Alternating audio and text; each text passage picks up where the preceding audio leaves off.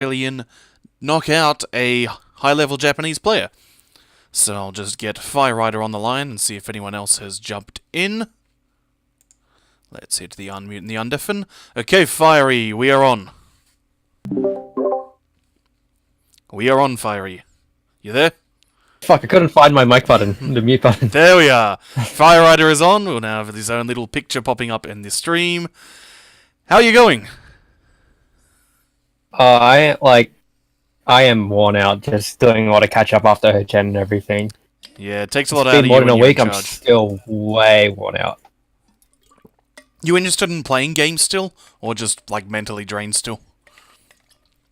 At this point, I am absolutely mentally drained, and there's just a lot of stuff like going into OHN and coming out, and it's just way mentally drained after that.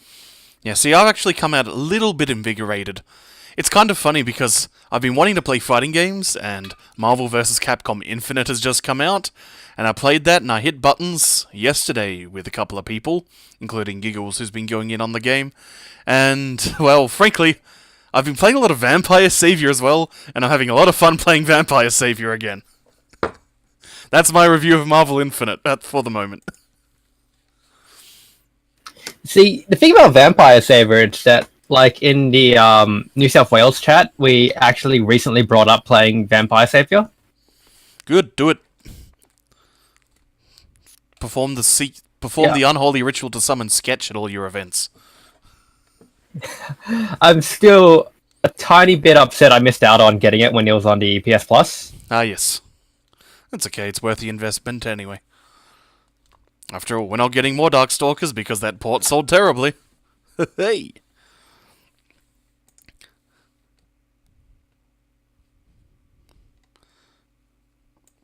You still there? Okay, yeah, you're still there. Rightio. Well then, shall we talk about OHN? Yes. OHN, where to start? I think we should start chronologically. Well, the first thing I'll do is post in the chat. Bloop, that'll pop up on the video. That is a link to the Ozhadou webpage, which contains the results for every single tournament. Even the ones that I didn't know happened. No one actually told me that there was a Skullgirls side tournament, or that the KOF guys decided to do 98 and 02 UM tournaments, because I think I actually had time to enter the 98 one, and I totally would have done that. Oh well. Such is life. I think I was busy playing Vampire then anyway. We actually, for OHN, we reached big this time and decided that we wanted to get very hands-off for DIY and just let the community run it. We'll give them the space, let them run it, do their stuff. And it actually turned out really well this year. Yeah, I would agree with that. People were playing games and doing the thing. There are certainly enough bodies in the community and enough people who are willing to step up now, and that's a good thing. I'll be talking a bit about stepping up to fill roles in the community in a while. And yeah, that's certainly one way of stepping up, and when everyone comes to a point where you start to understand what your potential is as a player, and what your goals should be, and if you start finding that there's other skills that you have to contribute to the community that you could really help pave the way to make things brighter and better for everyone. Yeah, definitely. Whoa, we have a... Whoa, get out of here, Hybridifiant. This is podcast time, mate. I guess, unless you want to talk about OHN. Oh, no, she's gone. Oh, but she did turn up Saturday and Sunday, yeah. Yeah, shoutouts to newcomers. Very hesitant on... Hybrid was very hesitant on actually coming. She was talking to me about how she wasn't really sure she wanted to come, but I'm actually really glad she came at the end. I think she really enjoyed herself, just like her first time showing up to a major and just seeing the bigger community at all. Yeah, she seemed very excited in all the times that I spoke to her. So, before we talk about Friday, I think the first thing that we need to talk about that did impact the event as a whole, as far as interstate attendance went, is that the Thursday and the Friday, there was a really strong westerly wind in Sydney, particularly around the airport area, which meant that they only had one functioning runway at Sydney Airport for those few days. Ironically, they had one functioning domestic runway. Yes. You were more likely to actually get to Sydney if you took a flight to Auckland and then to Sydney Airport. Yes. So that meant that I was supposed to come in on Thursday, but instead I wound up there. So I had this really nice midday Thursday flight that you booked, and instead I got a Friday 7 a.m., which meant that I had to get up at 4 a.m. to get to the airport. So that was all irritating, and I was very sore and grouchy by the time I actually got to the venue on Friday. And so, there was a point where we were worried that top players like Sam Baxter weren't even going to make it to the Saturday, that they would get in about 10 p.m. on Saturday, but fortunately, things cleared up on the Friday and people were able to get in on time. Yeah, there were some crazy stories about actually getting to the venue. I think a couple of guys actually ended up going to Newcastle and having to train it down. Ha! That probably would have been quicker. Ironically, it actually wasn't. It was, I believe they were from Melbourne, and they took an earlier flight than Javi. Yep. Was also coming from Melbourne, and he actually made it to the venue earlier just because he stayed and took a later flight than them having to go to Newcastle and taking about a 3 or 4 hour train ride. Well, that's just his familiar experience. He's used to those fast falls and throwing those pins. Clearly, Javi threw the hairpin into the wind, so he was able to cut through and get on that runway. That was terrible. I apologize for that one. It was genuinely pretty awful. And so the greatest tragedy of that Friday was it meant that our boy, my boy, esports Jim Giggles himself, was not there in time to sign up for Persona 4 the Ultimax Ultra Suplex hold. And so we had a grand total of... Oh, he was I'm pretty sure Giggles wasn't even going to make it in the first place. I think there was a brief point where it looked like he would, but... No, he was slated to get in around 10 p.m. I think. Oh no, I think about 9 p.m. So he would have made it for the Korean barbecue afterwards. Yes, the most important part of the tournament, and we'll get to that. So, the Persona tournament had 6 entrants, which from memory is the same as Southern Cross Championship.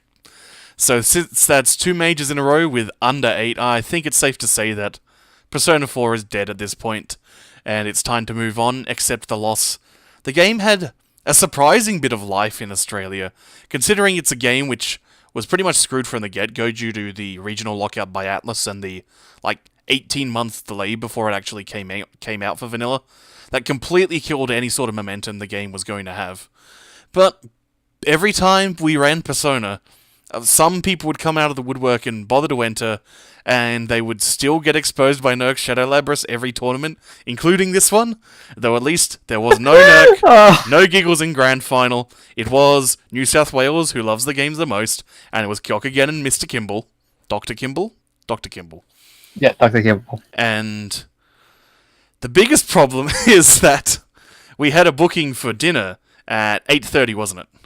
Was it 8:30 or 9:30? Yeah, 8:30. Yeah, 8:30. It was 8:30. But since we ran all the games on the one setup, so we could record them all, and pretty much every game went down to the wire, and the grand final went down to the one wire, then had a reset, then went down to the wire, it meant that we wound up about 20 minutes late for dinner. Actually, I'd say about... Yeah, that sounds about right. When we include the faff time and the walking time to get to the dinner, it was about 20 minutes. I'm pretty sure if you check the recordings, you would actually hear me yelling at my guys to get to the restaurant. We need to hold our booking. Oh yeah, if you listen to the recordings, you can hear me talking about how I just wanted to end because I'm hungry and also really needed to take a piss as well. So I'll put a link to the VODs because all the VODs are up now on the official Ozhadou channel. So there's the Persona link. So yeah, I think it's time to move on from Persona. The game had a good run. I'm not quite so sure about that. Oh, Kyokugen's still I'm gonna just try? checking the... Yeah, Kyokugen's still gonna try. New South Wales chat blown up with Kyokugen going, let's play Persona Online. Oh, that's cool. See, my favourite story of Kyokugen playing Persona is the one time that Nerk sat down with Dave at an event. I think it was an SXC or something. He sat down with Dave and said, okay, let's play some Persona, and Dave immediately brushed him off and did something else. Dodge that Shadow Labrys. So, basically I'm saying I won't be running it at SXC. If Wally wants to run a DIY Persona tournament at SXC, they are more than welcome to. I don't have the time or the interest in doing it. if someone brings out a Persona setup, we'll get the mythical Broske to turn up to SXE. Though, if that'll work, then I'll do it. One more entrant? Yes, that's what we need. So yeah, then we had the fateful Korean barbecue. That place is great because the food isn't particularly the best, but just the idiosyncratic layout of the food inside that venue, where you'll have a cooling area that contains meat, a very thin barrier, and then there'll be like sushi, apple slices, and custards, and custard puddings. And then in another cooler, you'll get the onion, the pickles, shiitake mushrooms, banana bread, and mandarins. And then all the food's just sitting at the opposite end. Then, like, the soft serve's in an opposite corner to any other food. And so you have to nudge people who are trying to go to the bar to buy alcohol in order to get to the soft serve machine. And then you went from the meat to, like, all the rice and all the side dishes in the middle. Yep. And in the corner, you had the grilled food as well. Yeah, then it's just suddenly, here's some deep fried Yamcha stuff. Cool. I didn't trust the chicken. It was a great place. The pork and the beef were pretty good there. It was a very Sydney moment. Very Sydney experience. For what you got, we specifically chose that place because it was the only place that could do all you could eat. Yeah. Keep the financials simple. Yes, and I mean, I certainly got some decent quality meat in. I think the greatest part about when we actually got there was that I realized that I didn't actually have enough money to pay up front for everything. Then someone else ran in and did it ahead of you, didn't they? No. I actually had to beg him, going, I will pay you back, I swear. I thought today was my day, but I'm actually getting paid on Saturday. Which was exactly what happened. Well, that's a relief. At least you got paid. And at least, I'm pretty sure everyone paid for that dinner. Yeah, I counted it all off. Otherwise, the ultimate lesson from all that experience is, even when you're planning a small tournament, it's always good to prioritize getting the thing done. Always expect the worst when it comes to budgeting for time. You always need to assume not just how long the matches can potentially go, you want some faff time in the event that there's a controller failure, someone's in the toilet, 5 people are on the toilet, sometimes just controllers will die, or you'll just have weird broadcast hiccups, or a console will screw up. It can and will happen. You need to give yourself a bit of extra time when you're planning an event to compensate for that, and just in case things go over. Like, you will always want to have too much time rather than not enough time in your budgeting. And going straight into Saturday from that, we had our Saturday morning fiasco. Yes. There was a lot of, Goichi-san, 10時半。10時半がいいですよ。わかりました？そうそう。はい。So, Goichi was a good test of my terrible Japanese skills.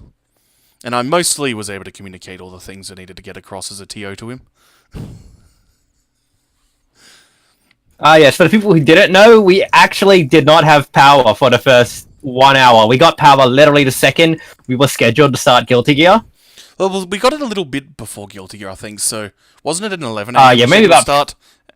No, 10 a.m. start. We got it about 5 minutes before. Yeah, it was scheduled for 10, and we started at 10:30. Yeah, so I decided to just give the extra half an hour for everyone just to play warm-up matches, make sure none of his setups are, like, screwed with power issues as well. So was there a story of what caused that? Because we had power all through the Friday. In fact, we had power hours No idea. Just... Oh, wait, I believe it was, Smash.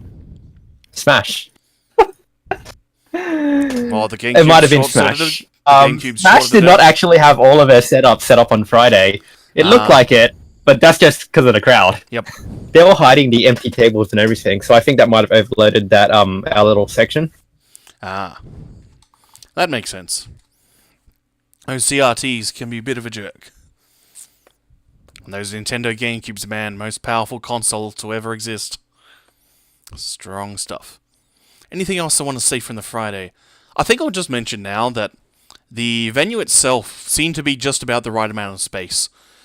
Honestly, the floor area seemed like just only a little bit larger than things like the CQ, or the Red Room, if we're going to go with a Sydney comparison.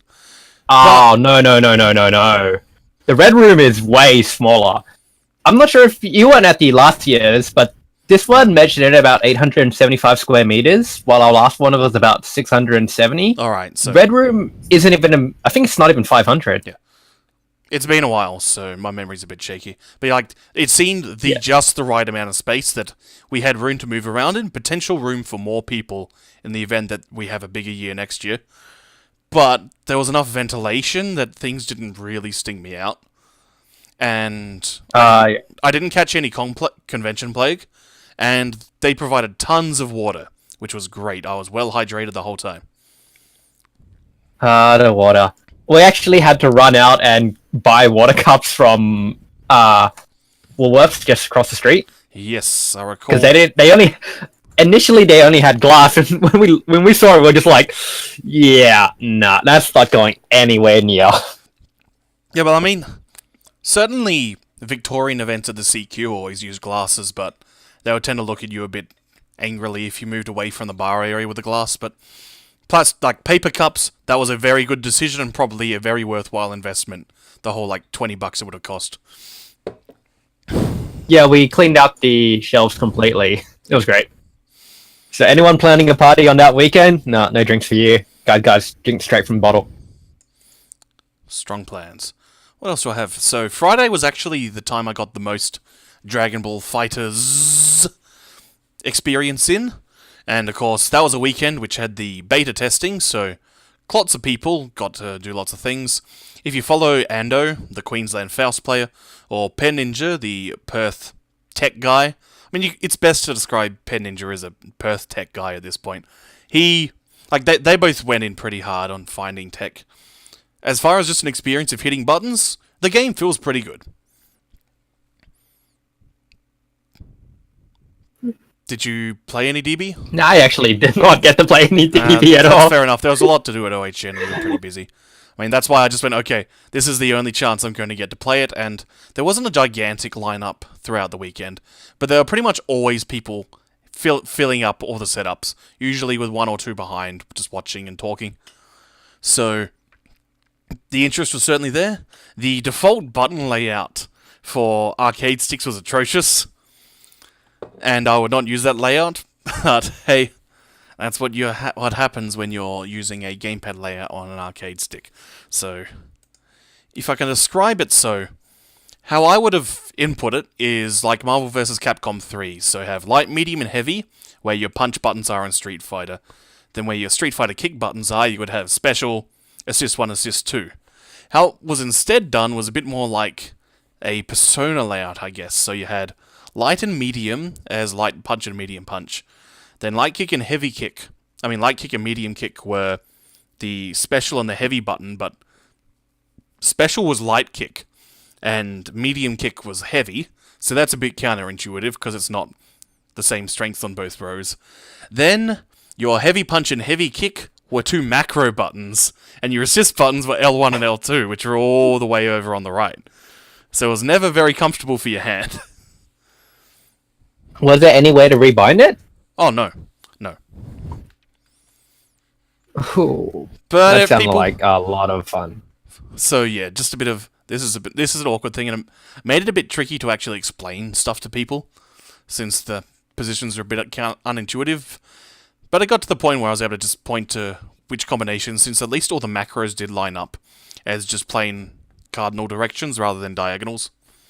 So it was the top two for throw, the two on the right for teleport, the two on the bottom for homing, and all of them for sparking. Sparking's really good.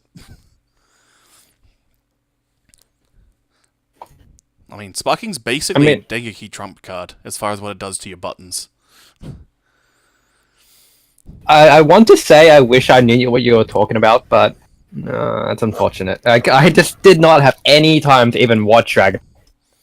That's okay, you'll have plenty of time when that game comes out, because people are probably going to want to play it, and it's a pretty fun game. Recommendation from Pichy. I give it a worth playing out of 10. And considering how many games I've played that aren't worth playing, that is a very positive recommendation. So shall we get to the Saturday? Yes. Saturday. Where to begin? Saturday was the best and worst day. because there were so many things going on Saturday. So it's the main day of the tournament. That's always going to be the hectic time, especially when you're involved in a bunch of side events, like you were trying to get things like the Gundam Boy set up. That's always going to be hectic, especially when you're running late because there was a power failure at the start. So yeah, I think the start of it was that we had that power failure, but I think we actually put it back really, really well. Yep. We managed to actually catch up, and we were actually scheduled a little bit ahead of time because we tried to rush through our matches. And the thing is, it was only fortunate. It's good because it was only fortunate that we had a smaller bracket than we expected, which is not too bad. But like we just had a small bracket, so it's very easy to run through it. Yeah, but we had about 46, 47 entrants for Guilty Gear, which does mean that BAM is the largest Guilty Gear event Australia's ever had, since that was about 70, and this was closer to 50. But yeah, I personally always want to prioritize finishing tournaments ahead of getting every single thing recorded, just because it's so exhausting on both the people operating the broadcast, as well as players who have to hang around. It kind of hurts social aspect, as well as just getting that mental recharge that you need. You need to take breaks. You need to go and get some food and have a bit of quiet sometimes. Yep. What do I start? No, I think it was alright. Like, I think that my biggest problem with the tournament was that do not try and use Smash GG on mobiles. I do not recommend that. Yeah, the UI is awkward and cumbersome. The second we managed to pull out a laptop, get it hooked up to some kind of Wi-Fi and an iPad, everything just went smooth as butter. Yeah, tablets are fine for it. It's just mobile phones are tiny and awkward. My favorite. In terms of just running the event, that's really all I can say. Just don't use it on a mobile. It was tragedy. Yes. How do you do in tournaments, if you want to at all talk about your tournament performance? Oh, I don't know about like tournaments. I actually did pretty much as I would expect, but at the same time, I came out of the tournament just not feeling I did well. Mm-hmm. So yeah, it's kind of gotten me a bit down. I want to like just say, oh yeah, I want to rely on the crutch saying that, hey, I've just been TOing. I didn't actually have time to sit down and focus and play the games, but I just don't think I felt satisfied coming out of those matches. I felt like I played really poorly, and it's a bit demotivating. Well, it happens. There's a bunch of SXCs where I've been blown up horribly and been very mad about it. And so my tournament experience started with KOF 14, and I've been in top 8, I think, twice in majors for KOF games. So I usually expect to be somewhere around 10th place in a KOF. And so I have my first match, and it goes pretty much down to... it was 2-0 to my opponent, but they weren't, like, really bad. It was just we were on our last characters, and we were both near Magic Pixel, so it could have gone either way, and he made the slightly better calls. Yeah, sometimes you just can't look at the scores. Like, you might look like a sweep when you look at the scores, but when you analyze every single match, they were just really fighting down to the wire. Yeah, so that was whatever. It's just, okay, I'll run it back in losers. I'm thinking, it's losers first round, so even in a smaller game like KOF is at this point, you're still going to get some pot monsters, so it's okay, I'll go beat up a pot monster and run it back in losers. So I see my opponent, and it's some guy called Bob_Custard, the custard with a K, and I think, well, that is absolutely a pot monster name. So I'll just bob this pot monster and start my run back. And so I sit down to the cab, and who is it that's sitting next to me? Sam Baxter. So I turn to him and say, what the hell are you doing here? And he says, hi, I'm Bob Custard. And I then say, what the hell are you doing in first round losers? And he says, oh, I got matched up with Goichi first round. So I believe Baxter wasn't at the OHN seeding event, so he didn't get a very good seed. And actually... Wait, no, it wasn't that. It wasn't quite that. There was no seeding. So yeah, there was like, he'd missed whatever thing was mainly being used for the seeding for KOF. And all of his better performances had been in the previous big balance era. Because things like SXC, which he did really well, and was still in the 1.x series of KOF patches. Whereas we're now in the 2.x series, where things are a bit different. So he didn't get any like SXC-related seeding or anything. So I mean, he fought Goichi and he lost. So then suddenly, I got 0-2 in the KOF because I had frickin' Baxter in first round losers. So I went, well, that's a bit crap. Okay, what's my first match in my Guilty Gear bracket? Oh look, it's Bob Custard. Great. Hi Sam, how you doing? Still playing Chip? Well, crap. So, I was botching inputs. I did dumb things. I screwed up a bunch of hit confirms, which meant that instead of my Slayer killing Chip in 5 seconds, I got killed by Chip in about 40. So that was annoying, but then I steadily worked back a fair amount of run back in losers. I got to top 16, and then I lost to good old Awakened Being, the New South Welsh Wick Dude. And as always, when you play a player like Wick Dude or an Awakened Being, they're players who, if you're following the textbook and you're doing all the conventional right things, if you're executing it all correctly, then you'll win. But if you drop your execution and then you get flustered and fall into their rhythm, then you'll lose. And so I dropped my execution a bunch, which caused me to fall into his rhythm a bit, and so I lost. But I'll take 16th. I want to focus a lot more on commentary, and anime games need more commentators. So I feel that being a voice for anime is one of the best ways I can contribute to these things I've been supporting for years. And so I'll take a 16th place to maintain some degree of credibility. And I was a bit salty about that loss. Well, I mean, I can't blame you. Whenever you lose against those kind of players, it's just their playstyle it really is one of those that just make you really salty. Yeah. Not as salty as when I had a long Dengeki set with him. I think it was on the Friday. That one made me salty, but I learned from that experience as to what exactly he's going to be doing, and then I just bopped him when we ran to that exhibition on Sunday, which we'll talk about when we get to Sunday. What else happened? I mean, I did a bunch of Super Turbo. Have you ever seen me playing Super Turbo? No, I have not. Who do you play? I play Chun-Li, and I play like a dickhead. That can mean a variety of things when you play Chun-Li. I mean, there's lots of ways I think that the stand medium punch into throw is pretty dickhead enough, just because it's like a half-screen throw. Yeah, that's what I do. So, I just get as much as I can, I shake their hand, and I option selected with a throw that does 30%, and I just jump like a madman from almost any spacing and just do jumping light kick, because it's a really good hitbox, so. Then I'll do things like stored super's good, so I'll do a really obviously telegraphed stored super, particularly against smarter players. So I'll really, really obviously telegraph, look at me, I'm holding back, then going forward, back, forward, and walking forward, I've got stored super, and then they jump, but I've actually intentionally dropped the super input partway through inputting it. So instead, when they try to jump away, I get them with close roundhouse to clinch out around and stuff like that. And that makes people so mad. Then I just laugh maniacally the whole time I'm playing. And so I got 10th in Super Turbo. I lost to the people who got 2nd and 4th. So no shame in my Super Turbo performance. That game is great. And I'm going to miss you at SXE Eagle. Yeah, there we are. Nurki in the chat. He knows what's up. He knows my chun.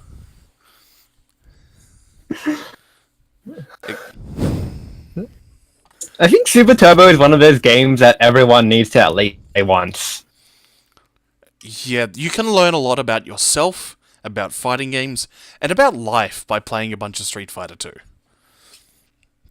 You can learn a lot about what you actually enjoy in fighting games and what you really hate by playing some SF2. What else happened? So, before I talk about commentary type things for the Saturday, we've got Blaze Blue to talk about. Oh wait, before Blaze Blue we had Gundam. That's right, Gundam. I was filling in the time in between Blaze Blue. Gundam was the whole day, all day, everywhere, all the time. Because the setup was awkward and people had to keep running off to do other games. Yes. But the setup was beautiful. Great. Gundam was really great, and I'm glad the Gundam guys actually came down just to make it happen. Yes. There was hype. You invested in a big wacky HDMI splitter, so you could have this big TV, which could take the inputs from 4 different setups, which was helpful throughout the event, just so you could see a bunch of tournament matches that were happening at the same time without creating around each individual tournament setup. And for Gundam, it meant that you could see what's happening from each player's perspective. Yeah, it was really good. Actually, my main motivation of just getting that was mainly for the Gundam guys. Yep. But yeah, that cost a significant amount. Now, the people who we expected to win Gundam will end up winning Gundam because they're pretty much the best players. Actually, no. I think I actually expected K8 to win.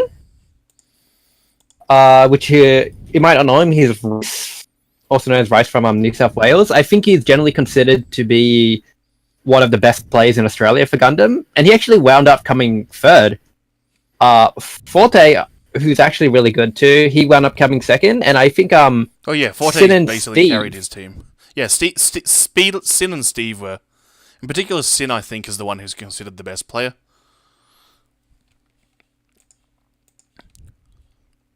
Yeah, I'm not really too sure about the community, but I think it was generally considered that Rice would be the best player. And I actually heard a lot of comments from Forte going, "Oh, Rice shouldn't have won that. He's playing a suit that's not his playstyle."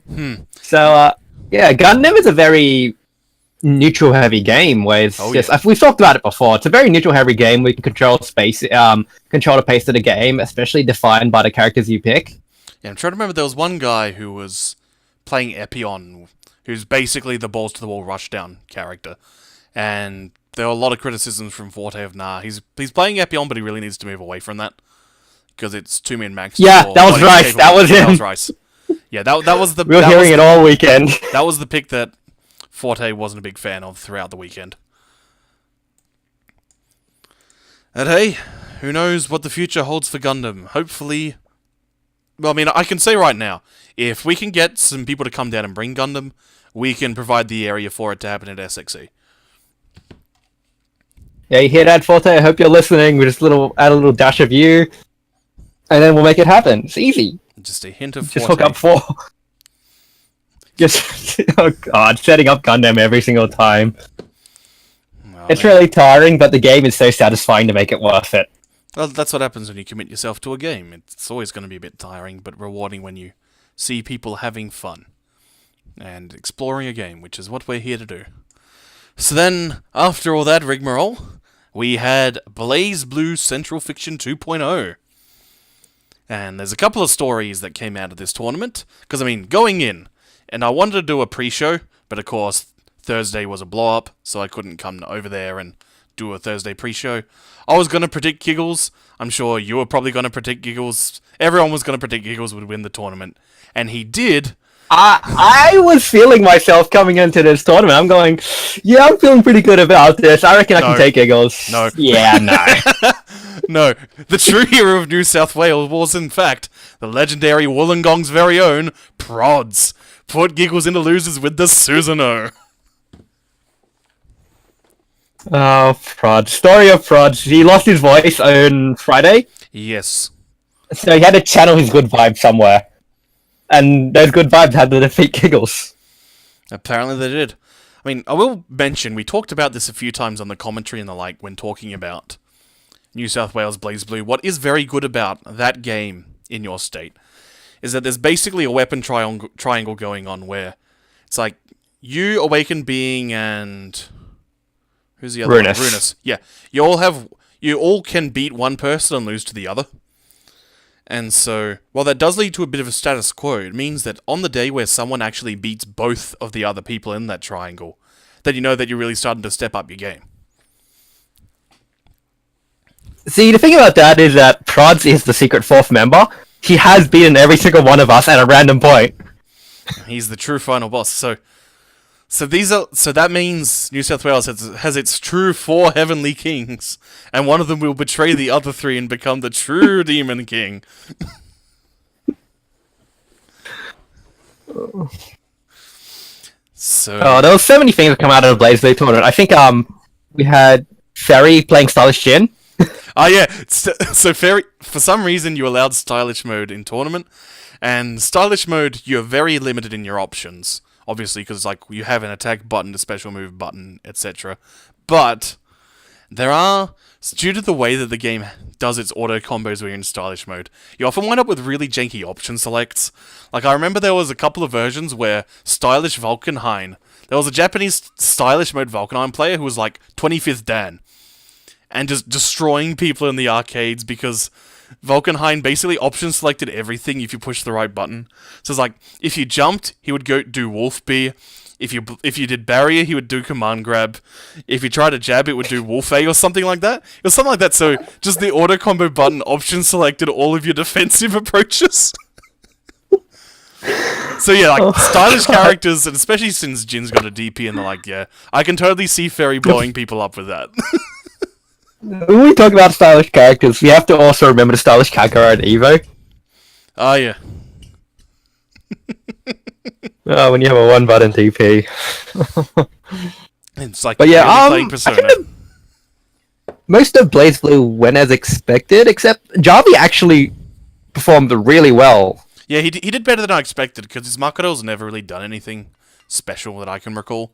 But he's been steadily plugging away at it, and helps that Makoto has a bit more higher average damage now. Like, Goto gets like 4k meterless. I haven't actually really explored her. I thought she got nerfed. She got like a couple of neutral nerfs, but her damage is higher. I mean, like, that's a CF 2.0 thing across the board. Most characters have better meterless damage than they did in 1.0. Surprisingly not, it seems to be a 50-50 on that front. I mean, Most of the not top tier, I guess. but yeah, it's the characters that needed it got better meterless damage. Who cares about the top tier? I mean, Jin's still top, and Izuyori's still top, so BlazBlue meta not quite as altered as we kinda hoped. But Giggles came through in the end, and he won, and I was happy. Surprisingly, that match was very, very close. Yeah, Like, King could have lost that at any second, playing against AB. yeah, and Giggles even had to do character switches throughout that set, where initially he was going with Jin, and then he went back to Ragnar from memory, just because having Carnage Scissors allows him to disrespect so much of Nu's neutral game and Hiroki. Especially since Awakened Being doesn't use the pit enough from memory. He would do a lot of... Oh, actually, 4D. that was one of the things that really changed up for him. He was using a pit a lot more than he normally does. Normally he'd just get thrashed against Giggles if he wasn't using the pit, so... Yes. Well, that's what happened earlier he in the brought set, it where down. he kept doing the projectile locky, and then Giggles would just Carnage Scissors. Because that's what you do. And the other neat thing, there was this interesting moment where Giggles had completely forgotten that your barrier startup is increased, in particular, like, faultless defense breaking, which is when you stop your dash recovery by doing your green block. And he forgot that that slowed down while you're in the pit. And so there was a big bunch of times you can hear me on commentary saying, why aren't you FD breaking? Until I remember, alright, that slows things down. And so Giggles was at the same time thinking, I'm trying to FD break, why isn't it working? And they went, okay, I guess I just got to input it earlier. So in the later stages of the set, you see him actually work out the timing. And that completely changes how many opportunities that Awakened Being has to blow him up. I actually didn't know that. Yeah. And yeah, as Nerk is saying in the chat, yeah, Giggles is very much a deterrent sort of player. Where he likes to, which is something I like to do as well, is just make you feel like you can't do things. Essentially. Have the threat of something looming above you, and Giggles is a lot better at implementing it than I am. So, like, yeah, when you can just have the threat of Carnage Scissors looming over a Nu, and make them scared to push the space control buttons, then you've created yourself an opening without actually using any brute force.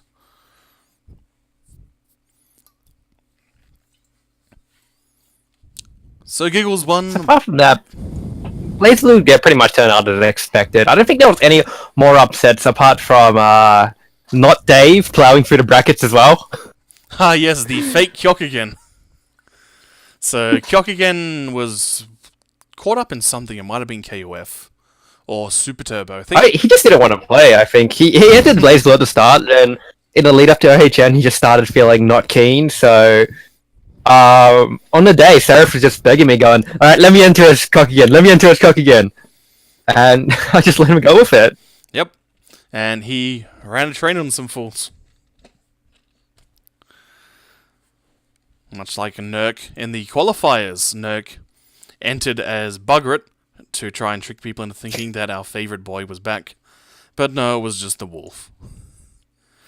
So my final comment for Saturday, and it was actually Prods that triggered me to think about this and write this down in my notes on the day, is I spent a lot of Saturday commentating, and a bunch of people spent a lot of time commentating. And obviously, that involves using your voice a lot, and so that drains your voice a lot. So, just some tips that I've learned from work in singing, work in amateur theatre. Just a few tips for protecting your voice so you can get some longevity.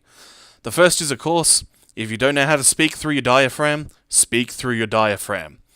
What this means is, basically the diaphragm is a muscle at the bottom of the lungs, and you want to focus on that pushing the air through your mouth rather than doing everything through the throat and the vocal cords. So a way that you do that is basically put your hands on your chest, low on your chest, below your stomach.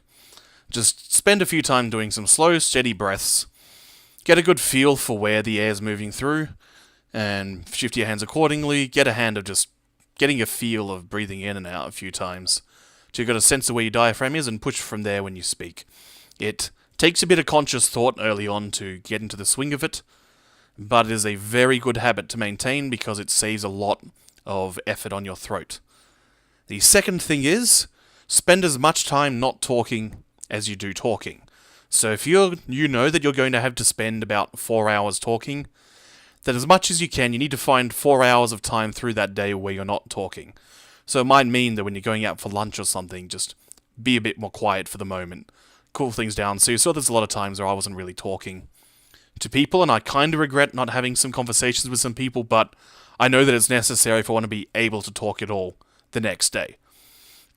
Next thing is, you want to avoid dairy, and you want to avoid cocoa. Those are the things that I've found tend to clog up your throat the most, produce too much excessive amounts of phlegm, or sometimes just dry out your throat a bit. So, you don't want to avoid dairy and cocoa. You do want to drink lots of water. You want salt. If you need something sweet, a bit of honey is good, a bit of tea is good. But salt and oil and hot salty oil is great. In all seriousness, KFC popcorn chicken, a small thing of that, is some of the best things I've ever had for throat warm-ups.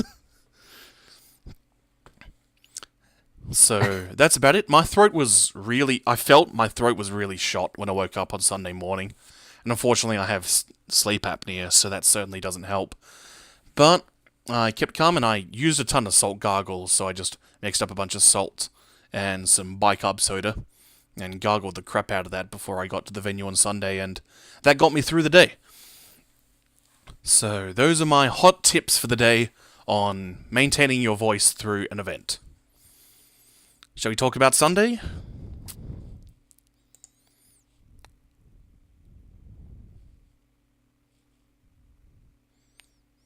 What the hell?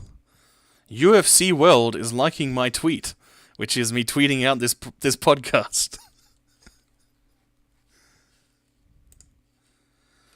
Whoa, you've gone silent. Are you still there, Fiery?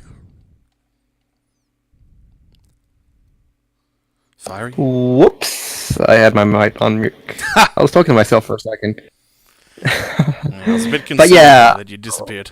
What else on Saturday was Eunice tournament. There wasn't much to talk about there. It kind of ran as expected. Well, I can talk about my performance there, which is I was really sloppy. I was not happy with a lot of my play. I should not have gotten hit by as many things by Adams McCarver as I did. But, And I honestly probably should have just played the Hilda mirror against Prods. Because I played Hilda. I think it was Prods who put me on. It should have been. I don't know who it was, but Prods doesn't play Hilda. Prods plays Enkidu. Prods is like the hero. Okay, then I was looking at my bracket and it's claimed that I lost to Prods, I think. But that might just be my memory going crazy. I'm going to look this on up. Okay, let's go to... Alright, I should link the BlazBlue bracket and so on. Actually, I'll dig up first of all. Here's the BlazBlue matches. Here we are, we'll put these in the chat. BlazBlue matches. And let's look at this Unib. I mean, BlazBlue and Unist. I think BlazBlue had slightly more entrants than Unist. I feel that those two no. games... Oh, wait, sorry. Go on. BlazBlue and Unist are, at this point, kind of similar in attendance, and they're definitely both run through the bracket on Saturday games at this point in time. Okay, who is it that put me into losers? That would have been Dr. Kimball. Yeah, it must have been Kimball. Yeah. Yeah, there are. Yeah, it was Kimball. Yeah, I probably should have just played the Hilda Mirror and gone, okay, boy, let's see who's better at controlling space. But I kind of wanted to just play Shion, honestly, the whole time. And so that got me pretty far. I lost to Kyok again, fair and square. And Kyok again wound up winning the tournament, so no shame there. That, like, the grand final, which happened on the Sunday, that is probably the most important thing to talk about, because Nurk's head, I don't think, was quite in the game on that day. And Kyok again just took every opportunity. Okay, has Byakuya gone in the air? I'm going to lariat the crap out of him. I'm going to spin around and Well, the thing I have learnt is that Tornado is a ridiculous anti-air. Its hitbox starts up fast, it's big, you get anywhere near it, it's air unblockable, you just get hit. Yeah. It is It's fantastic, but it's a high commitment move. The thing is, though, Byakuya really likes to be in the air, and so Nurk just kept going in the air a lot of the time, and he got hit by a lot of lariats. And yeah, as Nurk's pointing out in the chat, and his meaties went there. Timing meaties is trickier than you would think in Unist. I often have a lot of trouble with it as well. And so Kyokugen just going, okay, these aren't true meaties, I'm just going to keep pushing buttons. And as soon as Byakuya tries to do dashing buttons and the like, I'm going to disrespect with more lariats, so... Lots of lariats. Shoutouts to my wrestling boys. I'll probably mention them a bit more when I get to the shoutouts. So yeah, it was probably a bit of an awakening moment for the potential of Mika, and the sorts of things you need to watch out for when you're dealing with her, because she's honestly one of the weaker characters in the game. I don't think she's the worst. I think that's probably Enkidu or Chaos still. But I feel like Chaos is not as bad. But like his matchup's still very swingy. Yeah. But like Mika is very fast, and has a couple of nasty disrespect options if you don't know how to deal with them. So, that happened. That's the second Unis tournament that we've had where Nurk didn't win. So we'll see if he runs it back at SXE. I think in regards to Unis, like 26 is actually a pretty good attendance for just people on the spot. Yes. So I feel like Unis actually will have a lot of life, or at least for the forthcoming future. Yeah, I think the game. And I know the Sydney scene is extremely keen to keeping it alive. Yep, and I'm happy to keep playing it. It's honestly one of the games I want to be playing more of at the moment anyway. I've been in the mood for Unist, I've been in the mood for Vampire. Bit of a quiet mood at the moment for Guilty Gear, but the itch will always come back with that game. And so, yeah, I mean, certainly that was a topic when nutting out the SXC schedule, is whether I give a fancier slot to BlazBlue or to Unist, and I've been leaning towards Unist for a bit of variety, if nothing else. But we'll see when the official schedule is up, which will be pretty soon, and they're both going to have pretty good times anyway. But they're both definitely going to be Saturday games. Because, of course, Sunday, Guilty Gear had the most entrants, and in the wake of it getting good entrants last year, this year, it had a Sunday finals time slot. Yeah! We did it! It's taken years, but Guilty Gear's on the Sunday. That made, like, I can't stress enough just how happy I am that Guilty Gear had a Sunday to finals time slot, had a bunch of really good play throughout, and we knocked out a Japanese player. He's not, like, a super known Guilty Gear player, but this was absolutely a stepping stone, and I was saying after BAM that I think we're at the point where our best players can start taking the top ranked players, and this was absolutely a stepping stone to getting there. Let's start with that Sunday. I think Sunday was a bit of a waking moment. Like, initially in my draft, I was just like, yeah, everyone gets there really early on Sunday, we'll get Guilty Gear out of the way, do whatever for the end of the day. I get there on Sunday, 9:30. Oh, crap, where is everyone? 9:45, barely anyone's here, especially the people who need to play. 9:50, I'm panicking! 10 o'clock, everyone rolls in through the doors. Oh, that of course is always the beauty of what is all too often known as the anime time slot. The first finals of the day, which honestly is a better viewing time for American viewers. And since American viewers are still the chief source of CPM for your broadcast metrics, you kind of want to have that slot in Australia, but it's 10 a.m. I kind of, in some ways, I like having an earlier time slot just to force people to actually go to frickin' bed and rest up. But a lot of people don't, and so you can wind up a bit tired. And so it can still be a bit of a blow up. Thankfully, everyone did turn up, but yeah, the 10 a.m. is always a bit tricky like that. Yeah, one of the things I like that of 10 a.m. is just that you just get it out of the way. You come in, get your finals done, and you just go off to your corner and just play anime for the rest of the day. Yeah, it's a nice thing when you're able to do that, but of course, a lot of people... It entirely depends on how much your play is, because Saturday night is often just your peak party time, where a lot of people are going, yeah, we're in another state, we're here with our mates, let's go party. I mean, I like to, when I'm on the clock for things, I like to just go to bed, and I'm insufferable if I get under about 8... Like, I need 8 hours as an absolute minimum. I prefer about 9.5 hours sleep. If I get that, I'm good. If I don't, I can be an absolute dick for like half the day. But I know not everyone has those sorts of priorities. And it does sometimes feel like you're not getting your money's worth of social time if you go to bed early on the Saturday. And so these are things which... Like, strictly speaking, if you really, really care about your optimal performance, then you'll go to bed and be responsible.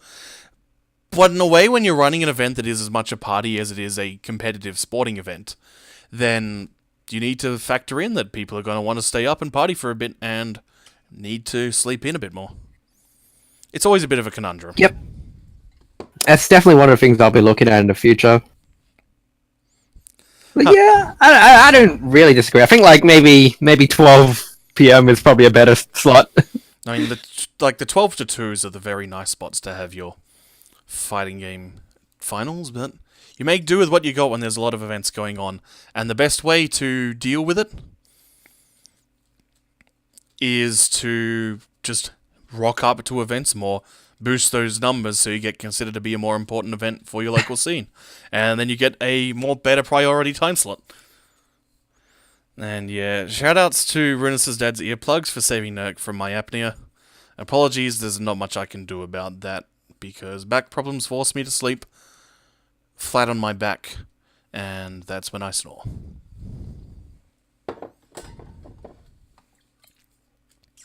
So let's talk about that Guilty Gear top 8. That was actually really good. I really like that. Like, that was amazing for Australia. So my first All comment... the players there.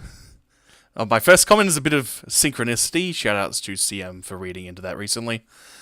A very serendipitous moment, which is... You might remember that in the show we did after BAM, I talked about how too many Australians are spending meter on Roman cancels and hard read burst baiting, and that we need to stop this. And I don't know if people listened to the show and reacted to that, or if it's just that our top players have been playing more and been working out that it's a bit too much of a waste of resources, but I was seeing a lot less hard read burst baits from our players, but there are so many times, enough times that I actually want to go through the recordings and clip them all, is almost every single time someone has a burst and Goichi gets to the jump cancel point in a combo, you see him go up and flash green and come back to the ground. Because he is so hungry to steal people's bursts that he's just doing the most bog standard, like, not even the sort where you try to option select with jump punches. He's not even doing that or try any sort of reactive plays. No, I'm just going up and holding faultless defense and praying that you're going to burst in. Basically, no one bit when Goichi was baiting these at any time. Yes, Adam is in the chat, and yeah, we'll get to Adam's play. It was pretty great, and he threw a burst in grand final. Oh, I didn't... Oh, wait, did he? Yeah, he did. Yeah, and then his burst in turn got thrown by Audacity in the money match, which we'll get to, but yeah. The play was really good. There's some fun little moments, like how Nurk and Ferry are both Soul players, and then they've both switched away from Soul since BAM. So we wound up with Jam versus Elfelt in what would traditionally be the Soul Mirror. And yeah, matches were really good. Obviously, I wanted my boy Giggles since first through third places of all the major card games got copies of Marvel vs. Capcom Infinite from memory. Oh, actually, I don't remember. It was a weird distro. It was. Yeah, I it think was it ended up very being wacky. third place only. Anyway, I just wanted Giggles to win 2 copies of the game, so then I could take one of the copies of the game and not have to spend $120 on it.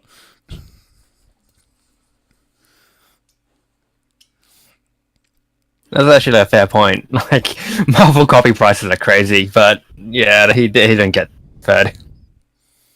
Yeah, AAA games are a joke. I mean, the prize distribution was a bit wonky and interesting, but absolutely, as far as playing for souls, we certainly took some souls. And, like, all the matches are well worth watching. I'll go pull up the matches. In fact, I need to get all the bracket matches up. Here we go. Here's the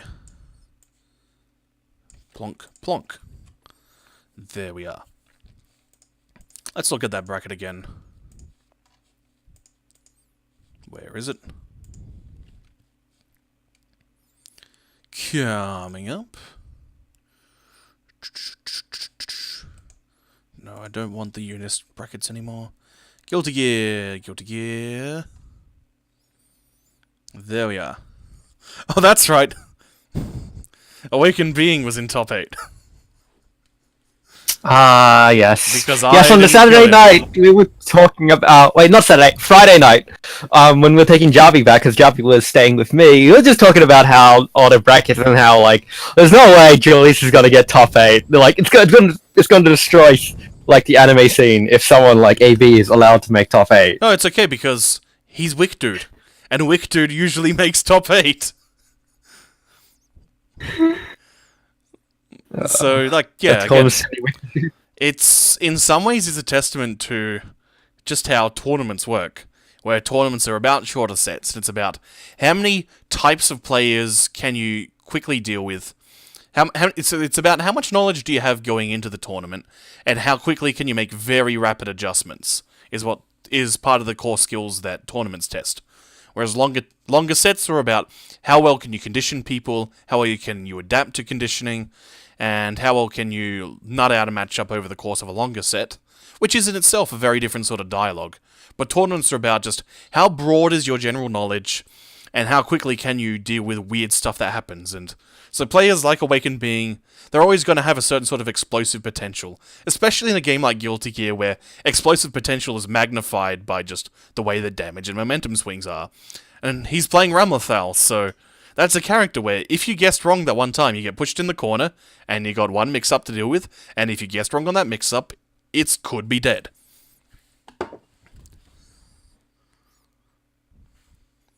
But he got killed by Sin, so good job. He got killed by a Sin and a Johnny. So, like, those are definitely characters that blow up that style of play.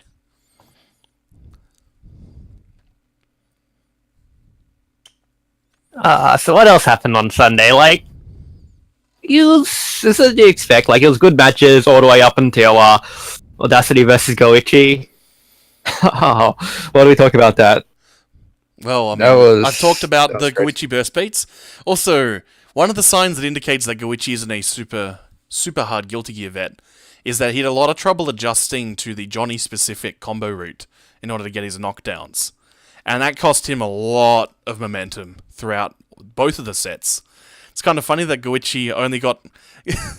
that... We say, yeah, Australia beat Japan, but it's specifically Audacity beat Japan, because Goichi wound up getting double jeopardy against him.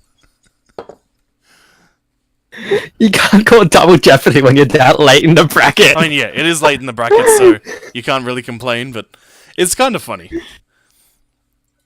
Especially since... he played so well that set. Like, even if Goichi didn't really land the Johnny-specific combos, like, Audacity was just playing ridiculously well. Yeah, I mean, like, so Johnny Millier is a pretty good matchup for Johnny anyway. He played it right, which is you play Street Fighter against Millier. You just become this slow-moving iron wall.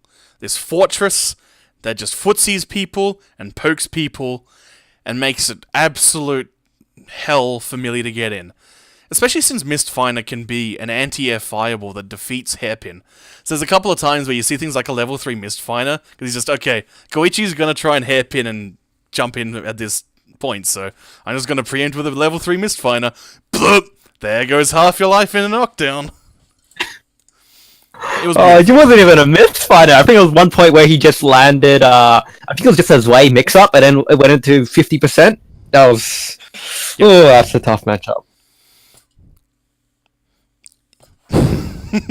Oh, that's right. We have the legend of the Queensland sooking about the brackets thing. So, Queensland tends to be a bit concerned about playing each other in tournaments, and it's fair enough. But the thing is, when you're constructing a bracket, you can basically only prepare for the first 2 rounds of winners in your pools. Any of the losers matches and anything further in the bracket, it's not worth planning around. Stuff's gonna happen, and particularly if a lot of people from a state come down, then it's kind of inevitable that you will wind up having to play people from your state. So, complaining about a match that was, from memory, the 3rd match into that bracket, it would have been Tree versus Baxter from memory. And I think it would have required them to have beaten some top players that they weren't going to beat. So it wasn't really worth complaining about, I feel. So keep that in mind, guys, before you mouth off about brackets. We do our best to make sure things are both an accurate representation of level of play, as well as enjoyable for as many people who are entering as possible. I think the hardest part about making brackets is that you don't know who actually plays against who. Like, you just see state tags. And that also doesn't maybe you're not completely familiar with the scene or something, and then you have... I mean, you have to evenly distribute it. You even have people from your own scene. Sometimes they play online, you don't really know who's everyone who plays online, stuff like that. It's kind of had to give a hard grasp. So in this case, we just had to go with it with just trying to as evenly distribute the players across all the pools as possible. Yep. So the next thing that happened on... some things came out of that bracket that was kind of... overall, I think it turned out pretty well. So, next thing that happened on Sunday was we had a money match. So the grand final wound up being a rematch of the winners' final, which was Ozhadou versus Adam Chunicha from Queensland. So New South Wales versus Queensland rivalry. Adam has been playing Kai for most of the game's life. He's started to pick up Raven. I'm really happy about that, because it means I don't have to play Raven for Australia to have a Raven anymore. Because my Raven does dumb things, and I don't like playing the character that much. I'm having a lot more fun playing Jacko, Axel, Slayer, based on matchups.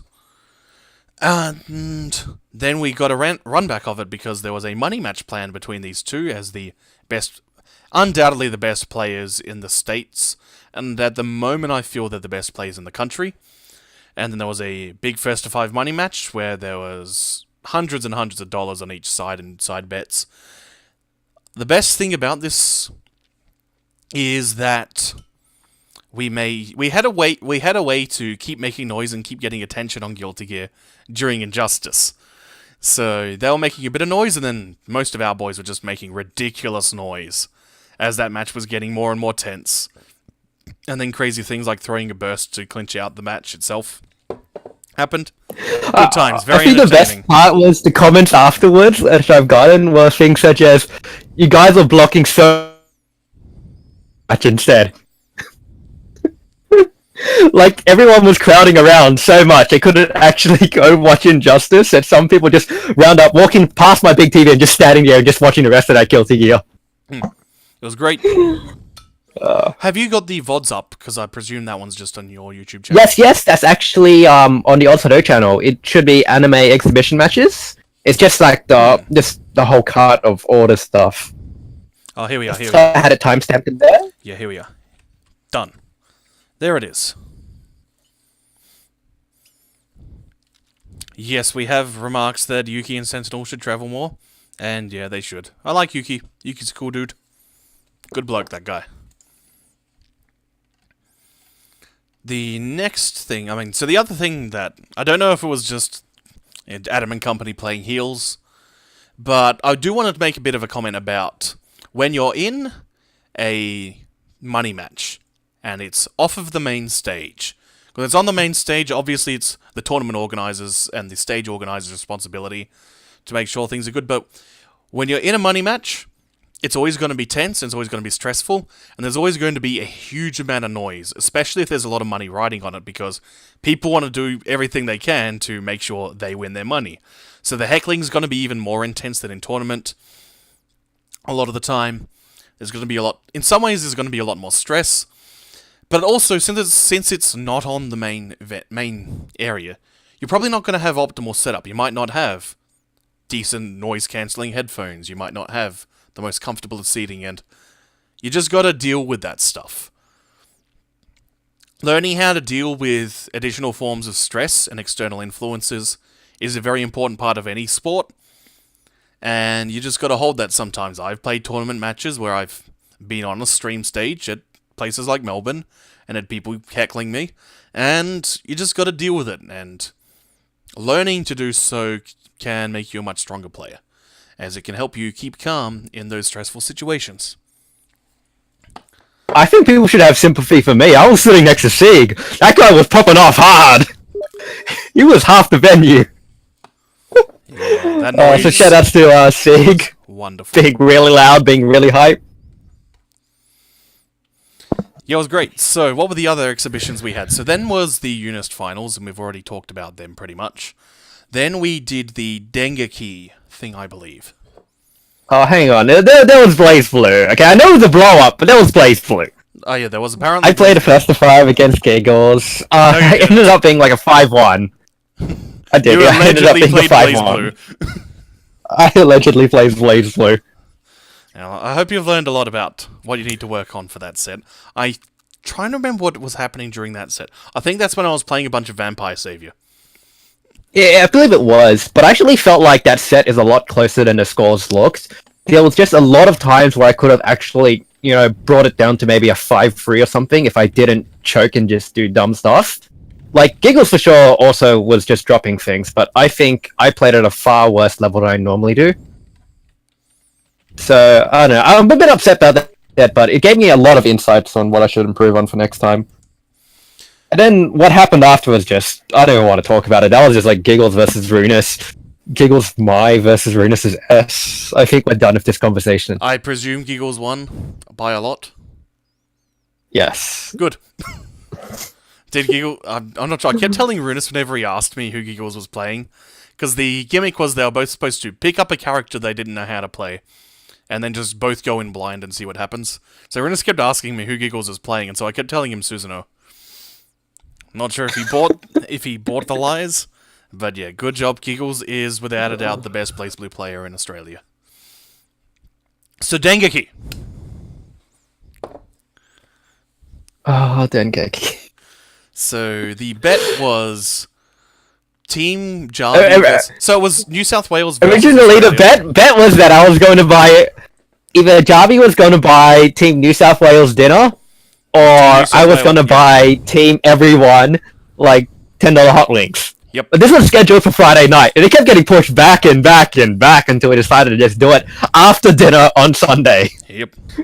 And so we did it, which kind of got to pay for dinner. So the one thing that I'll say about this set, I mean, my team won. It went down to the wire, so I was annoyed because I dropped a kill combo on you, which would have clinched out the set. The other story is Ferry with his almighty, I'm going to do standing B into level 2 super. I'm not even going to do A, B, C into special move into super. This is my combo. He kept saying, I've got the third strike hit confirms, and then he dropped it a couple of times and I got mad. So that mopped up the first 3 characters of your team, but then... So I want to talk about... Like, Ferry had the trump card reads. Ferry's trump card reads in those sets. Oh, yeah. Oh my god. Yeah, he had some pretty sick DP reads. So, I played Awakened Being a bunch, I think it was on Friday. And I had not played Dengeki since BAM. And so I was doing all sorts of sloppy stuff. My mental stack had dropped all the important little niggly details. And I kinda had them back by the end of Monday. So, I need to actually play that game a bit more regularly just to keep all the little things that you can do to maintain momentum correctly in mind. But anyway, I was doing things like trying to do meaty lows, and Awakened Being's the sort of guy who will just... If he thinks you're gonna do lows, he's just gonna mash Universal Overhead on Wake Up over and over again. And so I was falling for dumb stuff like that on Friday, so I remembered how to play the game on Sunday, and I beat him up. It felt pretty good.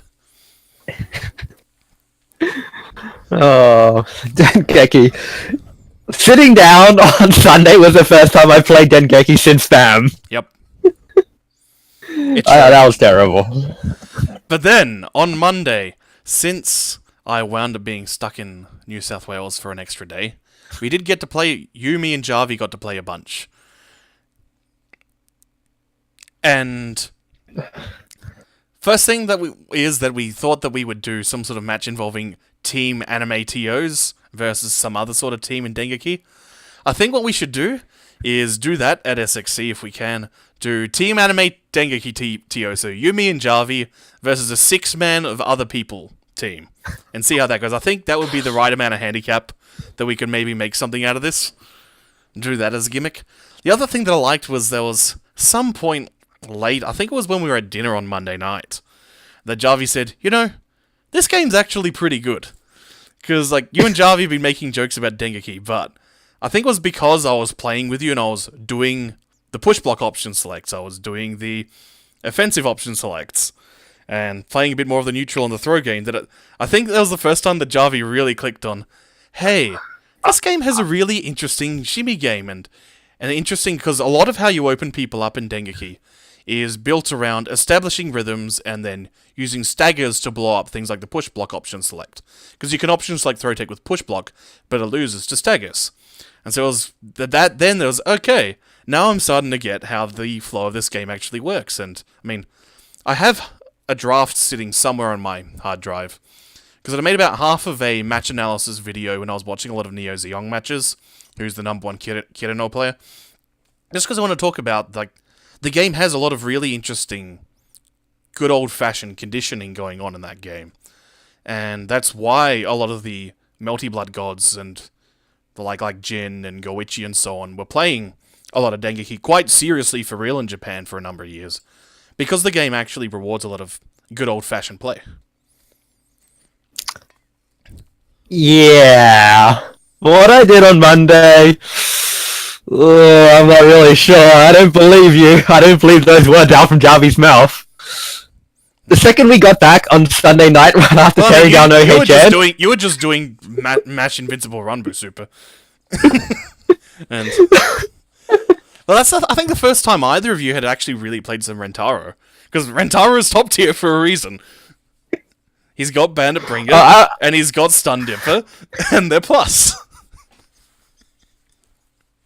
Yes. That was the first... I've actually played a bit of Rentaro, way before, but I think this is the first time where I've actually just sat down and played Rentaro properly. I played him in And what you saw on Monday, it was not compared to what was not shown on Sunday night. 4 a.m. DGen, it's exactly what you'd expect. It was terrible. It should remain forever a legend. Yeah, it was 4 a.m. play in a game where you can just do reversal supers. But yeah, I think Jarvi learned a bit about, hey, this game is pretty cool. I think we're at a point where there's enough freaking games out that we don't need to do a Dengeki push. But if we want to do some more gimmicky exhibition matches for hilarity, I think we can get some life out of some actual quality play in some of those if we bother to do so. For me, I'm actually... Dengeki was probably the most fun I had throughout all of OHN. Sorry, guys, but Dengeki was my highlight of OHN. It's a good game to muck around in. And it's a good game where if you actually know how to play it seriously, it's pretty satisfying, while also still being silly. The second I sat down on Monday and just chilled out and just straight played Dengeki on OHN, that was just fabulous. So I think that's really what made it so good. I'm not a big after party fan. Because around that time is when I'm starting getting tired. I live on a farm and I'm used to getting up at certain times and going to bed to certain times. And so when it gets to, even if I am staying up a bit later, I do like to just have a few hours of just quietly assessing how the weekend went. And just with a couple of people just pushing buttons in some games for a bit. And that's basically what we got to do on Monday. Yeah.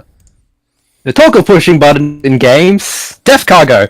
Oh, my first proper experience with Death Cargo. Oh yes, so I brought the Death Cargo, and you experienced it, and We didn't do enough vertical wrapping. And we didn't turn invisible enough times. Sometimes when we play that game, the characters will just start vanishing when they're jumping. Like, Nova has it as an ability, but sometimes just everyone will start doing it. People just start disappearing when they jump. So, maybe it's, like, the true origin of where the Araka invisibility gem comes from. In that mysterious unnamed fighting game. For a period of time, I actually thought the dick kicks were a special move. They might have been. I can't remember which dick kick you were doing. The plasma ones. Oh, where he just kept his... Yeah. Oh, yeah, the repeated one? That's a special move. I think that's like quarterback light.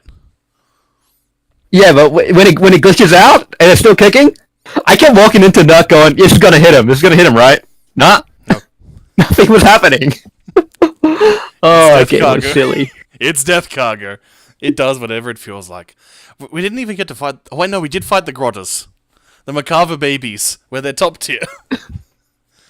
The unlimited playable NPC DLC enemies. Oh, Death Cargo. Shoutouts to get Death Cargo. If you ever need me to be in an event, you want that Death Cargo experience. It's truly timeless. That just about covers it, I think, for things I wanted to say about OHN. It was good times. So I've got a big list of shoutouts. Do you have any shoutouts you want to give on the stream related to OHN? I think my first big shout-out's got to be to my second-hand man, Ichijin, just because without him just helping me run everything, like, I would have just head exploded, dead on the ground, on the floor somewhere, throughout, like, middle of the day. So, if you're ever running a major tournament, you need a second-hand man to just help you do anything. Nah, you don't. You know, this is unless you're Pichy, you're gonna be crazy at SXC every year. And that's just me being a workaholic. When I'm on the hook for something, I don't stop. I also want to give a big shout-outs to just Forte and Termo for actually helping bring just a setup. Yep. The Gundam and was good. Forte especially for bringing like half the Gundam gear as well. Yep. And I think especially, like, you just gotta just give a shout-outs to every single person who attended. Yep. Like, it's just great that, like, so many people came, so many people just met each other and had a great time. Especially Adam eventually considered coercing Risky to place even a higher bet on the money match. So yeah, I think it's great that everyone actually came out. So I'm just... Yeah, it's just shout-outs to everyone. I just hope everyone just comes out again next year. I know that, like, a lot of people are especially keen for next year. So I'm just going to really just focus on just making it a much better event than this year. So if you thought this year was great, next year's going to be better. Excelente. Alright, I might as well run off my list of shout-outs that I have written here.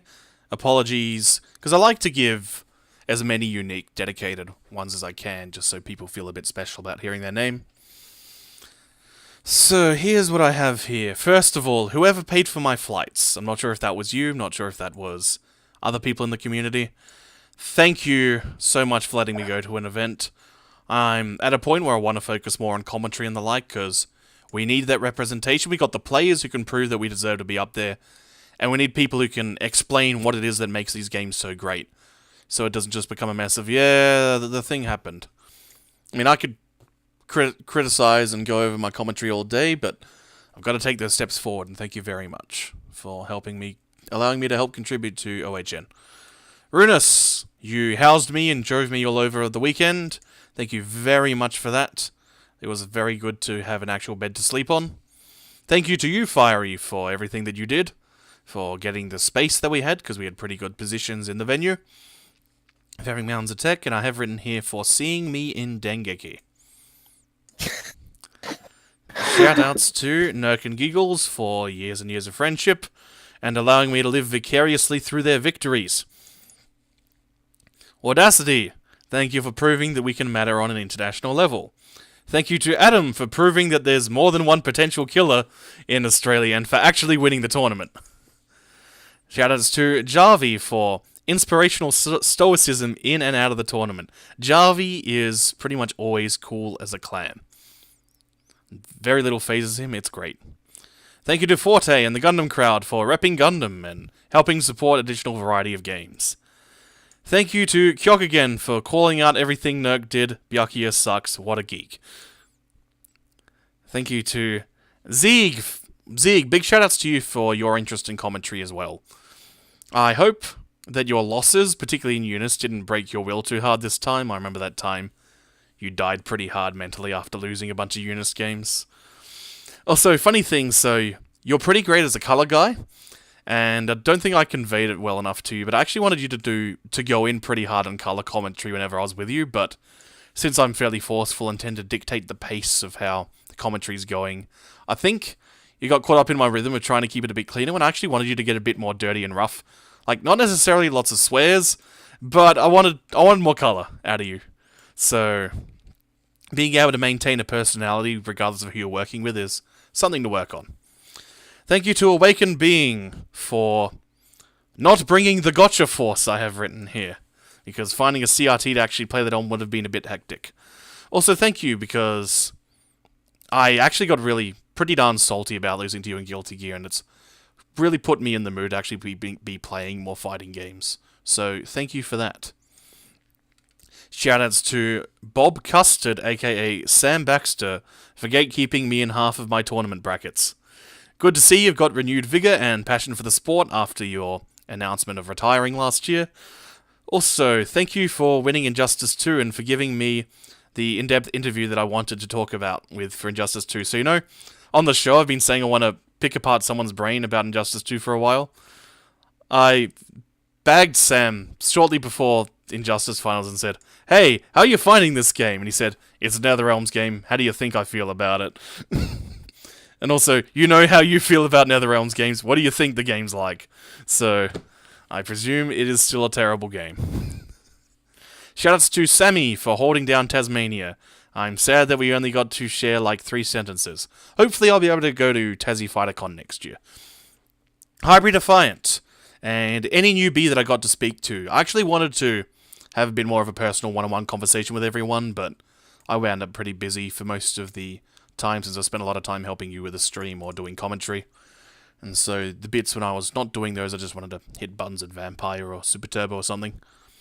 Shoutouts to the Anime Finals time slot for maintaining tradition. Shoutouts to Jono, Gamera, and everyone in the Ozhadou crew for giving Guilty Gear an actual finals time slot and for having a pretty slick production. Actually, one final comment on the production, the entire audio mix in the top 8 felt a bit quiet when I was watching the VODs. So that might be something to take. Yes, that was something we looked back on afterwards. It was kind of a mess because right before Guilty Gear, there was kind of like some discussion and we had to rejig it a bit and it just didn't turn out as well as it hoped. Yeah. Like, especially when you get that morning slot. Tech issues at the start of a day, always a jerk. Shoutouts to Yusuf for asking me about karaoke and for me rejecting the karaoke every time. I do kind of regret not going to karaoke, because that's probably a fairly good spot to actually build more connections with the broader parts of the fighting game community. But this year for me has been pretty bad, and I've been trying to focus a lot more on personal health, both mental health and physical health. So I really just needed the sleep at that point. Igor, Spider Carnage, for bringing the super guns and providing me the opportunity to handshake some fools in Super Turbo. It's a bit sad. I'm pretty sure Igor won't be able to make SXC this year, so the super guns will be somewhat lacking, and I won't be able to give him the geese laugh for his quarterly fix. And finally, anyone who I talked about pro wrestling with, especially the monster among Beng himself, Cool's Inferno, Weng. He's great. I will actually give a brief shout out here, and I'm going to give a brief link here. While I'm talking about Weng, Weng did this pretty cool series of posts of tech research for Marvel vs. Capcom Infinite and how the damage scaling works. And it turns out that Marvel vs. Capcom Infinite has a gut system, meaning that Marvel vs. Capcom Infinite isn't a Marvel vs. Capcom game at all, it's actually just an anime game. And is in fact a prequel to BlazBlue Cross Tag Battle. So, thank you to Wang for clearly still being interested in fighting games.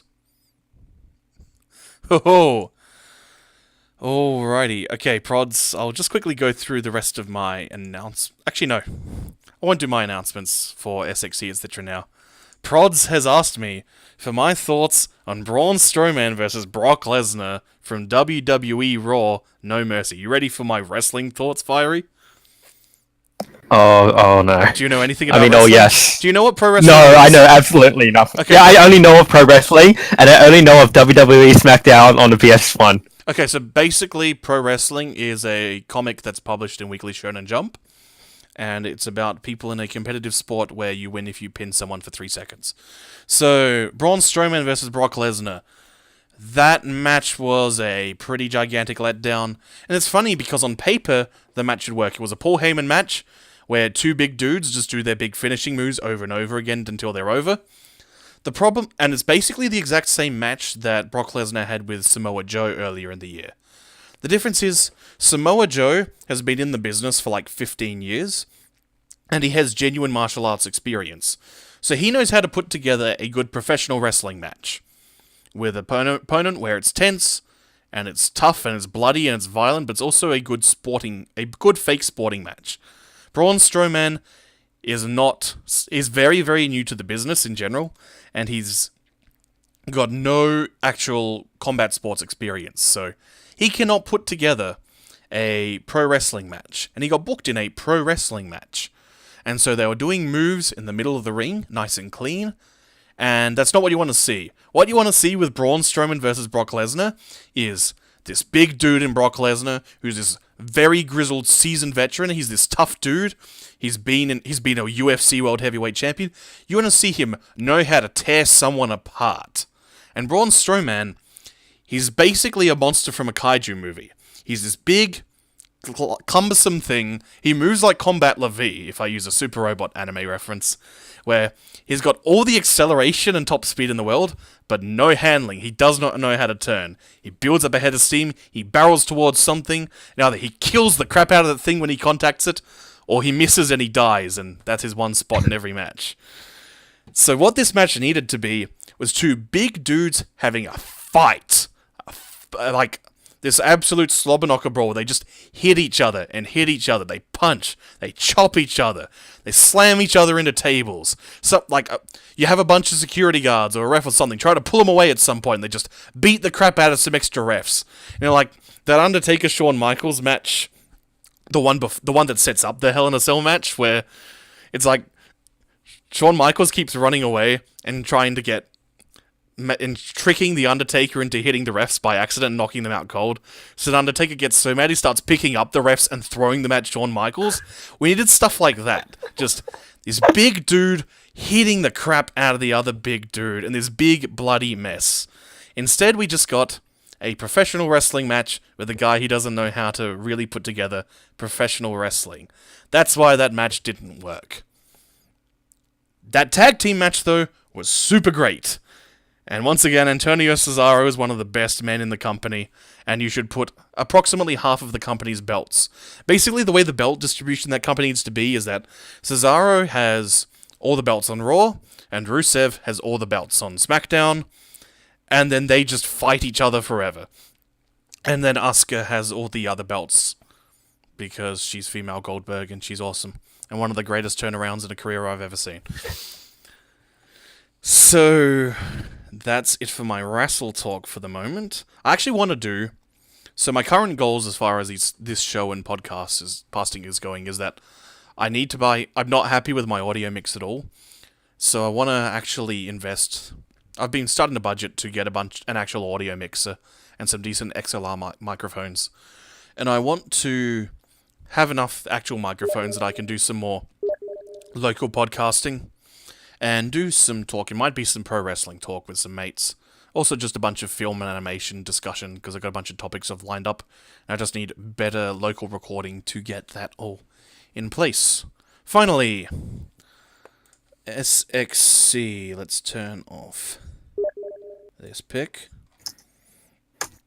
Let's replace this pic with this. Okay. Well, hey. So, shoutouts to everyone who asked me what the status of SXC is. Unfortunately, details hadn't been started to be signed off. Basically, a lot of stuff got signed off on the day after SXC happened. Just on the Monday was when people, sponsors and the like, started to do sign-offs. So, SXC, it's going to be at the Adelaide Uni again. It's going to be familiar, yet a different experience as far as venue goes. November 24th, 26th, we said before. The main game lineup is Street Fighter V, Marvel vs. Capcom Infinite, Smash Melee, Smash 4, and Injustice 2, Tekken 7, and Guilty Gear Xrd Rev 2. I can tell you with 100% certainty there will be, as lower tier tournaments, there will be a BlazBlue and there will be a Unis tournament. I might have the time to run a Vampire Savior tournament, and I'm really in the mood for running some Vampire Savior tournaments, just to see what happens. I know Sketch won't be able to make this year, but I want to run some Vampire and see how it goes, because we got good console ports for that. If Gundam guys can come down, we can accommodate the space for you to do Gundam. And finally, so, get your tickets in for SXC, it's always a fun event. We won't have I can also guarantee that we will not have a 10 AM time slot for Guilty Gear Xrd on the Sunday. I'm not going to say anything else about scheduling, but I can pretty much guarantee you that. Finally, down here, we are having the old-fashioned SAFGC monthly tournaments again. We've got a new venue, which is, when I get the events page back up and running.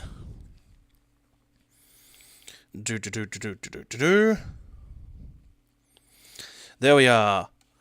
Number 10, La Gunter Avenue, Edwardstown. This is at the Cyber Gaming HQ. We'll be running some monthly tournaments again. October 1st, October 22nd, and November 19th. That's a 3-week gap in between each one. $10 entry, $5 per game. The Smashers, basically the SXC lineup. The Smashers, Marvel Infinite, Tekken 7, Guilty Gear, Street Fighter V. Since there is only one anime game, if we count Marvel Infinite, that's 2 anime games, but there's enough spare slots in that time slot that I'm looking to actually run two $2 entry side games each time. So I'm looking to run a BlazBlue, Unist, and a Vampire. Possibly Senko no Ronde. So Yes! There it is! because, if I'm just running whatever, I can run whatever the hell I want. So I'll run a bunch of those games, come down, check it out, come into some tournaments, and enter whatever side tournaments I run so I can gauge interest. That is it. Ah, yes. So Reggio's not open yet. Yes, Reggio will be opening up on Monday the 2nd, which is next Monday. So we'll be having our first week of monthlies again, and then Monday. After that... I have an important question about that. Yes? The Reggio's gonna cost an extra 10 cents. We're using Smash.gg this time, so we'll see.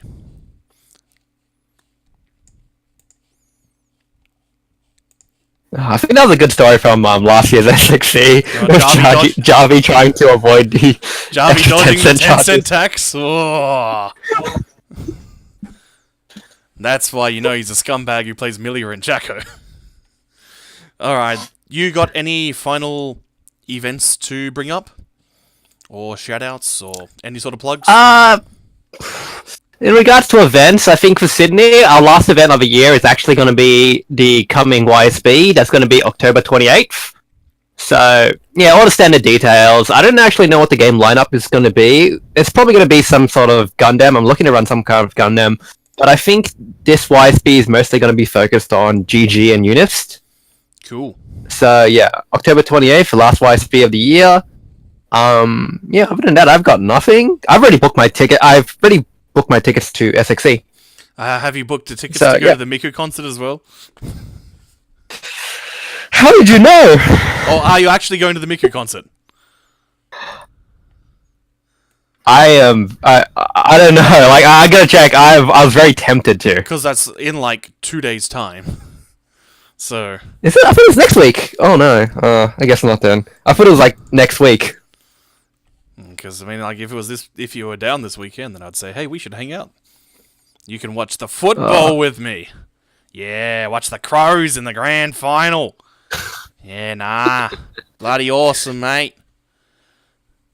Back-to-back premieres, 97, 98. Kana Crows, you beauty.